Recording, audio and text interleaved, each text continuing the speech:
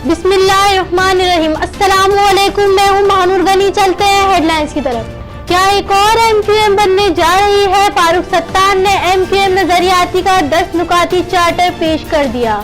PIB में press conference, कहा कारकुनों की खोई हुई इज्जत बहाल कराएंगे। फारूक सत्तार तंजीमी स्ट्रक्चरिंग कमेटी के सरबराह मुकर्रर। करप्शन की निशानदही करे, रिकवरी का 20% हिस्सा पाएं। शनाख्त राज में रखी जाएगी। हुकूमत का विसल ब्लोअर कानून नाफिज करने का फैसला।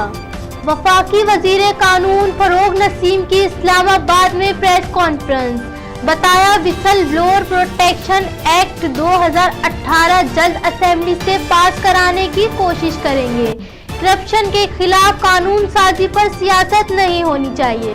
शहबाज सरकार सूबे को 700 अरब का मकरूज कर गई। ऑरेंज लाइन मंसूबे ने पंजाब को कंगाल कर दिया। स्पीकर पंजाब असेंबली साबिक हुक्मरानों पर बरस पड़ी। लाहौर में मीडिया से गुफ्तगू, चौधरी परवेज इलाही बोले मुल्की हालात किसी से पोशीदा नहीं। अपोजिशन अपना पैसा बचाने के लिए इकट्ठी हुई है। बदगुमानों के खिलाफ कार्रवाइयां किसी किस्म नहीं रुकेंगी। वफाकी वजीर इत्तलात ने करप्शन करने वालों को खबरदार कर दिया। खुसूसी पैगाम में कहा कि काला धन सफेद करने वालों के चेहरे पीले पड़े हैं।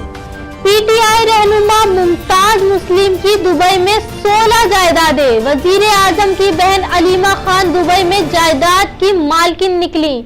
इमरान खान के मुआविन खुसूसी फरोग सलीम की वालिदा की भी दुबई में जायदाद। दुबई में किस पाकिस्तानी की कितनी जायदादें हैं? FIA ने सुप्रीम कोर्ट में तफसीली रिपोर्ट जमा करा दी। फिल वक्त इतना ही। मजीद खबरों और अपडेट्स के लिए विजिट कीजिए हमारी वेबसाइट CSNlive.tv। आप हमें फेसबुक और ट्विटर पर भी ज्वाइन कर सकते हैं।